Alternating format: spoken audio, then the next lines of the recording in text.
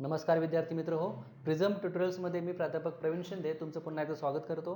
आज आपण topic number 2 mechanical properties of fluids यामधील नेक्स्ट पॉईंट डिस्कस करणार आहोत, जो आहे कॅपिलॅरिटी और कॅपिलरी ॲक्शन. या लेक्चरमध्ये आपण what is mean by capillary action, what are the practical applications of capillary action and explanation of capillary action हे इतके पॉईंट्स डिस्कस करायचे आहेत.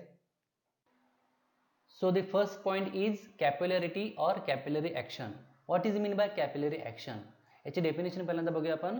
Definition: the rise or fall of liquid level inside the capillary tube when it is dipped in the liquid is called capillary action. जेव्हा एखादी capillary tube एखाद्या liquid मध्ये आपण deep करू तेव्हा त्या कॅपिलरी ट्यूब मध्ये ते लिक्विड काय होतं, राइज किंवा फॉल होतं. ही जी काय rising of liquid and falling of liquid आहे इनसाइड द कॅपिलरी ट्यूब, यालाच आपण काय म्हणतो, कॅपिलरी ॲक्शन. समजतंय? पुन्हा एकदा मी रिपीट करतोय. जेव्हा एखादी कॅपिलरी ट्यूब एखाद्या लिक्विडमध्ये आपण डीप करू तेव्हा त्या कॅपिलरी ट्यूबमध्ये ते लिक्विड राइज किंवा फॉल होतं. या प्रोसेसलाच आपण काय म्हणतो, कॅपिलरी ॲक्शन. या डायग्राममध्ये बघा, एक कंटेनर दाखवलेलं आहे बघा इथं. समजा या कंटेनरमध्ये लिक्विड आहे. कोणतं लिक्विड? वॉटर किंवा केरोसिन. आणि या वॉटर किंवा केरोसिनमध्ये आपण ही long vertical capillary tube dip केली तर काय होतं, या कॅपिलरी ट्यूबमध्ये ते केरोसिन काय होणार आहे, राइज होणार आहे. म्हणजे लिक्विडची लेवल इथं जी होती ती कॅपिलरी ट्यूब डीप केल्यानंतर काय होईल, त्याची लेवल राइज होणार आहे. ओके, याच प्रोसेसला आपण काय म्हणतो, कॅपिलरी ॲक्शन. किंवा इथं बघा, या कंटेनरमध्ये समजा मर्क्युरी आहे, मर्क्युरी. आणि मर्क्युरीची लिक्विड लेवल कुठे आहे, इथं. ही लिक्विड लेवल आहे मर्क्युरीची. आणि जेव्हा या मर्क्युरीमध्ये आपण ही कॅपिलरी ट्यूब इमर्स करू, डीप करू, तेव्हा काय होतं, त्या कॅपिलरी ट्यूबमध्ये मर्क्युरीची लिक्विड जे असतं ना, ते काय होतं, फॉल्स डाऊन होतं. ते ट्यूबमध्ये फॉल होतं. म्हणजे लिक्विड लेवल जी इथं होती आधी त्याच्यापेक्षा पण लिक्विड लेवल काय होते, कॅपिलरी ट्यूबमध्ये फॉल होते. मग इथं काय झालेलं आहे, लिक्विड लेवल फॉल, आणि इकडं काय झालेलं आहे, लिक्विड लेवल रायझेस. ही जी प्रोसेस आहे, रायझेस अँड फॉल्स, यालाच आपण काय म्हणतो, कॅपिलरी ॲक्शन. ओके, आता इथं कॅपिलरी ट्यूब जे आपण म्हटलेलं आहे, तर कॅपिलरी ट्यूब नेमकी काय आहे, what is mean by capillary tube. तर कॅपिलरी ट्यूब काय आहे बघा, tubes having very small diameter narrow cylindrical tubes are called capillary tube. Okay, म्हणजे एक ग्लासच्या ट्यूब्स असतात, त्याची डायमीटर खूप कमी असते. म्हणजे त्याचा जो काही इनर जो काय कोर आहे त्याला आपण बोहर म्हणतो, बोहर. त्या बोहरची डायमीटर खूपच कमी असते आणि त्याची डायमीटर अराउंड 0.2 टू 0.4 मिलीमीटर इतक्या रेंजमध्ये असते. आणि त्या कॅपिलरी ट्यूबची लेंथ मात्र काय असते, long length narrow tube called as capillary tube. Okay, जसं की या डायग्राममध्ये दाखवलेलं आहे बघा. ओके, इथं काही म्हणजे ट्यूब्स आहेत, याला आपण काय म्हणतो, कॅपिलरी ट्यूब्स बघा. ओके, हे कॅपिलरी ट्यूब्स आहेत. Long length and small diameter tube are called as capillary tube. अशा कॅपिलरी ट्यूब्स जर आपण एखाद्या लिक्विडमध्ये इमर्स केलो तर ते लिक्विड या ट्यूबमध्ये काय होतं, एकतर राइज होतं किंवा फॉल होतं. आणि या rising and falling of liquid लाच काय म्हणतो आपण, कॅपिलरी ॲक्शन. आता आपण कॅपिलरी ॲक्शनचे काही ॲप्लिकेशन्स बघूया. Okay, so the title is practical applications of capillary action. आणि यामध्ये फर्स्ट ॲप्लिकेशन आहे the ink rises in a pen. पेनाची शाई जी असते ती पेनामध्ये काय होते बाळांनो, राइज होते बघा. आणि ती जी ॲक्शन आहे त्यालाच आपण काय म्हणतो, कॅपिलरी ॲक्शन. सेकंड ॲप्लिकेशन काय आहे, oil rises up through the wick in kerosene lamp. Okay, डायग्राममध्ये दाखवलेला बघा, एक रॉकेलचा दिवा आहे आणि यामध्ये हे विक ऑफ लॅम्प म्हणजेच काय असणार आहे, दिव्याची वात. ओके, जेव्हा या दिव्यामध्ये आपण रॉकेल भरू, ओके, रॉकेल काय एक लिक्विड आहे, तर ते लिक्विड काय होतं, ते केरोसिन काय होतं, या वातीमधून असं राईज होतं बघा, बरोबर का. Kerosene rises through the wick of lamp. मग ही जी ॲक्शन आहे यालाच आपण काय म्हणतो, कॅपिलरी ॲक्शन. म्हणजे त्या विकमधून लिक्विड काय होतं, राइज होतं, यालाच आपण काय म्हणतो, capillary action. Next application is water and SAP rises through the stem of tree. डायग्राममध्ये बघा दाखवलेला आहे, एक स्मॉल प्लांट आहे आणि हे काय दाखवलेलं आहे, roots of the plant and this is the stem of the plant. Stem म्हणजेच काय, झाडाची खोड, आणि रूट्स म्हणजेच काय म्हणतो आपण त्याला, झाडाची मुळे, बरोबर का.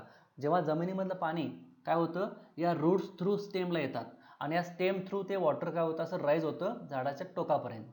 ही जी वॉटरची मुवमेंट आहे यालाच आपण काय म्हणतो, कॅपिलरी ॲक्शन. बघा, आपण एखाद्या झाडाला पाणी घालतो, ते पाणी आपण कुठे घालतो?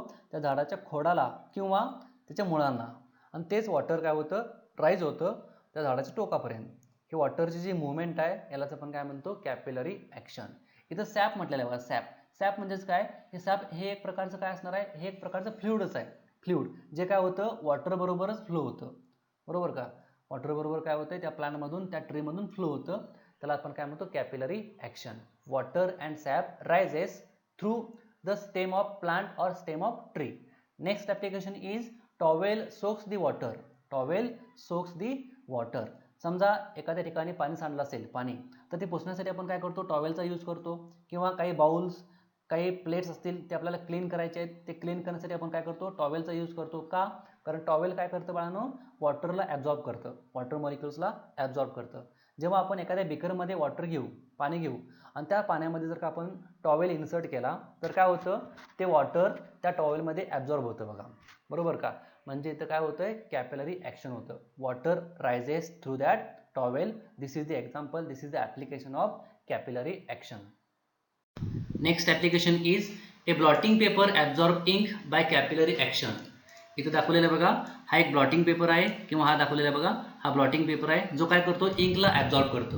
जेव्हा आपण हा ब्लॉटिंग पेपर इंकमध्ये इमर्स करू तेव्हा ते इंक काय होतं? या ब्लॉटिंग पेपरमध्ये ॲब्झॉर्ब होतं, हे इंक राईज होतं. ही जी मुवमेंट आहे इंकची त्यालाच आपण काय म्हणतो? Capillary action. किंवा आपल्याला माहिती आहे, आपण हायस्कूलमध्ये वगैरे एक प्रॅक्टिकल केला असेल, okay, litmus paper.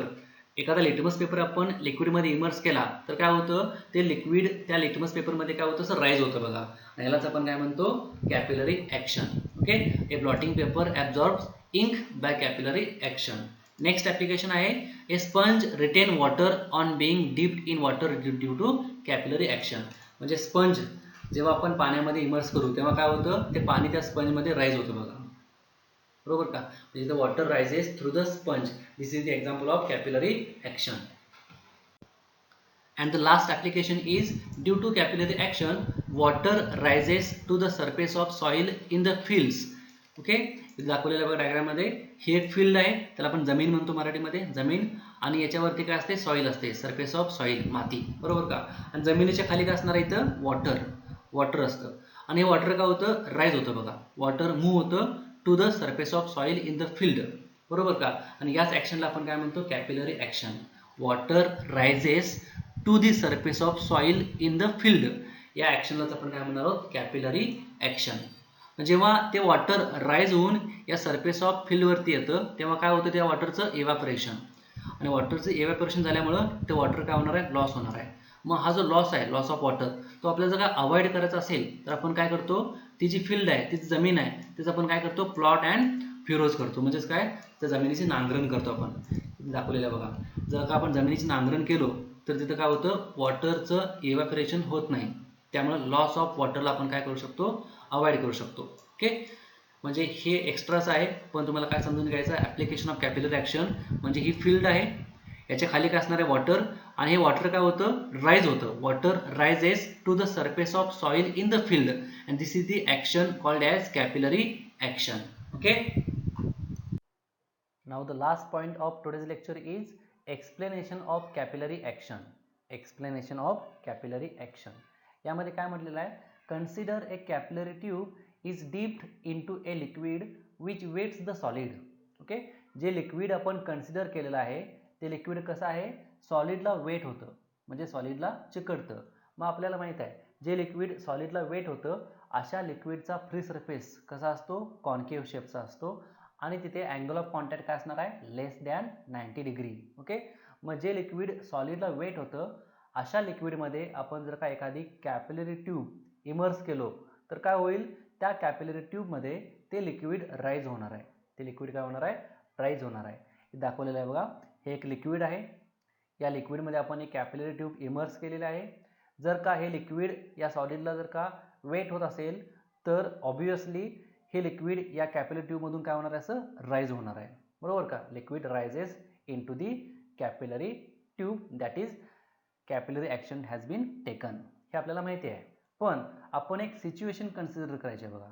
Situation consider करायचं आहे. काय? Consider the situation before the movement of liquid inside the tube. Okay, जेव्हा आपण ही कॅपिलरी ट्यूब या लिक्विडमध्ये इमर्स करतो तेव्हा सुरुवातीला हे जे लिक्विड आहे हे लिक्विड वरच्या बाजूला मूव्ह होत नाही आहे, त्याच्या आधी ते लिक्विड कुठे असणार आहे, इथं असणार आहे, बरोबर का. नंतर काय होईल, हे लिक्विड राईज होणार आहे. पण before rising the liquid inside the capillary tube आपण ही सिच्युएशन कन्सिडर करणार आहोत. ओके, आता हे कन्सिडर केल्यानंतर इथं आपण 4 पॉईंट कन्सिडर करायचे आहेत. 4 पॉईंट बघा, हा point A, point B, point C आणि पॉईंट डी. ओके, आता पॉईंट ए हा कुठे आहे, हा पॉईंट ए कुठे आहे बघा, हा point A is lies inside the capillary tube but outside the liquid. Point B कुठे आहे, point B lies inside the capillary tube and inside the liquid. Point C lies outside the liquid and outside the capillary tube, and point D lies inside the liquid and outside the capillary tube. Okay, असे आपण 4 point consider करायचे आहेत. Consider 4 points A, B, C and D. आणि point A ला जे pressure असणार आहे त्या प्रेशरला आपण काय म्हणूया, PA. पॉइंट बी ला जे प्रेशर असणार आहे त्याला आपण काय म्हणूया, PB. पॉईंट सी ला PC अँड पॉईंट डी ला काय असणार प्रेशर, PD. ओके, हे आपण कन्सिडर करायचं आहे. ओके, तर पुढे काय म्हटलेलं आहे बघा, as the pressure is same on both sides of horizontal surface. Okay, हा जो काय सरफेस आहे हा कसा आहे, हॉरिझॉन्टल सरफेस आहे. आणि या हॉरिझॉन्टल सरफेसच्या जस्ट अबोव हा पॉईंट सी आहे अँड जस्ट बिलो हा पॉईंट काय आहे, डी आहे, बरोबर. आणि आपण याच्या आधीच्या लेक्चरमध्ये बघितलेला आहे, जेव्हा हा प्लेन सरफेस असतो, जेव्हा हा हॉरिझॉन्टल सरफेस असतो तेव्हा त्याच्या जस्ट अबोव आणि जस्ट बिलो प्रेशर काय असतं, सेम असतं. म्हणजेच pressure at C is equal to what, pressure at D. So आपण हे लिहू शकतो बघा, PC is equal to PD, called equation number 1. हे कसं आलं कळलं का, PC is equal to PD कसं आलं, कारण हा सरफेस कसा आहे, प्लेन सरफेस आहे. प्लेन सरफेस असेल तर just above and just below pressure remains same, हे आपण बघितलेलं आहे. Similarly next, as the pressure on the concave side of the liquid surface is greater than on convex side. Okay, last लेक्चरमध्ये आपण हे बघितलेलं आहे, कॉन्केव्ह साईडला प्रेशर काय असतं, जास्त असतं आणि कॉन्वेक्स साईडला प्रेशर काय असतं, कमी असतं. ओके, म्हणजे इथं बघा या कॅपिलरी ट्यूबमध्ये हा जो सरफेस आहे तो कसा आहे, कर्व्ड सरफेस आहे, बरोबर का. म्हणजे पॉईंट ए जो आहे तो कुठे आहे बघा, टुवर्ड्स दी कॉन्केव्ह साईड आहे आणि पॉईंट बी कुठे आहे, टुवर्ड्स दी कॉन्वेक्स साईड आहे. म्हणजे आतून जर आपण बघितलं तर हा कसा असणार शेप, कॉन्वेक्स असणार आहे. बाहेरून बघितलं तर कसा असणार आहे, हा कॉन्केव्ह शेप असणार आहे. आणि आपल्याला माहिती आहे कॉन्केव्ह साईडला प्रेशर काय असतं, जास्त असतं. याचाच अर्थ काय, pressure at point A is greater than pressure at point B. So equation 2 is PA greater than PB. हे कसं आलं कळलं का. Okay, pressure at concave side is greater than pressure at convex side. मग कॉन्केव्ह साईडला point A आहे म्हणजे point एचं प्रेशर काय असणार आहे, जास्त असणार आहे. This is called equation number 2. Next, now point A and point C are in air, hence due to atmospheric pressure. बघा हा जो पॉईंट ए आहे तो कुठे आहे, तो आहे एअरमध्ये. सिमिलरली पॉईंट सी पण कुठे आहे, एअरमध्येच. अँड जर का 2 पॉईंट एअरमध्ये असतील तर ड्यू टू ॲटमॉस्फेरिक प्रेशर दोन्ही पॉईंटवरती प्रेशर काय असणार आहे, सेम असणार आहे. म्हणजेच PA is equal to what, PC. Okay, called equation number 3. समजतंय, इक्वेशन 1, इक्वेशन 2 आणि इक्वेशन 3. आता using 1, 2 and 3 from equation 1, 2 and 3 we get what, we get बघा. आता जर तुम्ही लक्ष दिला तर बघा इक्वेशन नंबर 1 आणि इक्वेशन नंबर 3 जर तुम्ही कन्सिडर केला तर 1 मध्ये काय म्हटलेलं आहे, PC is equal to PD म्हटलेलं आहे. आणि इथं काय आहे, PA is equal to what, PC. याचाच अर्थ काय होतो, PA is equal to PD. Correct ना, PA is equal to PD. मग PA ची व्हॅल्यू आपण PD म्हणून पुट करू शकतोय. मग इक्वेशन 2 मध्ये PA च्या ठिकाणी आपण काय पुट करायचं आहे, PD, बरोबर का. PD is greater than PB. म्हणजे आपल्याला काय मिळेल बघा, using equation 1, 2 and 3 we get PD is greater than PB. Okay, म्हणजेच pressure at point D is always greater than pressure at point B. या कंडिशनला, या सिच्युएशनला, बरोबर का, हे आपल्याला मिळालेलं आहे. मग काय होतं बघा, इथं इथलं प्रेशर जास्त आहे, इथलं प्रेशर काय आहे, कमी आहे. दोन्ही पण बघा, दोन्ही पण सेम हॉरिझॉन्टल लेवलला आहेत. हा पॉईंट B आणि पॉईंट D दोन्ही पण इनसाइड द लिक्विडच आहेत आणि दोन्ही पण सेम हॉरिझॉन्टल लेवलला आहेत. तरी देखील पॉईंट Dचं प्रेशर काय आहे, जास्त आहे. पॉईंट Bचं प्रेशर कमी आहे. आणि पॉईंट बीचं प्रेशर कमी असल्यामुळं हा पॉईंट बी काय होतो बाळांनो, अनस्टेबल राहतो, म्हणजे इक्विलिब्रियम राहत नाही आहे. त्यासाठी हा पॉईंट काय होतो, वरच्या बाजूला शिफ्ट होतो. याचाच अर्थ काय होतं, त्या कॅपिलरी ट्यूबमध्ये हे लिक्विड काय होतं, असं राईज होतं. लिक्विड हे राईज कुठंपर्यंत होणार आहे, जोपर्यंत पॉईंट बीचं प्रेशर आणि पॉईंट डीचं प्रेशर इक्वल होत नाही आहे तोपर्यंत पॉईंट बी काय होईल, वरच्या बाजूला असं शिफ्ट होत जाईल. म्हणजे लिक्विड काय होणार आहे, राईज होणार आहे. म्हणजे लिक्विड राईज होतं कोणामुळे, ड्यू टू प्रेशर डिफरन्स. बरोबर, पीबी आणि पीडी इक्वल जोपर्यंत होत नाही आहे तोपर्यंत हे लिक्विड काय होणार आहे, राईज होणार आहे. आणि जेव्हा लिक्विड राईज होईल, इथं येईल, हा सरफेस कसा असणार, असा इथं कॉन्केव, बरोबर का, हा कॉन्केव सरफेस असणार आहे.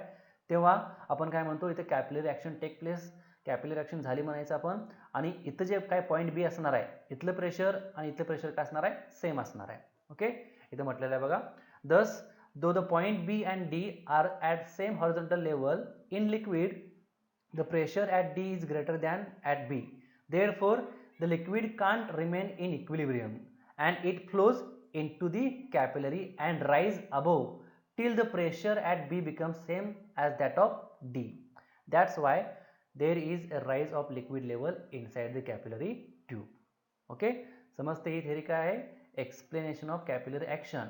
यामध्ये लिक्विड जे आहे, जे लिक्विड सॉलिडला वेट होतं, ते लिक्विड काय होतं, कॅपिलरी ट्यूबमधून राईज होतं.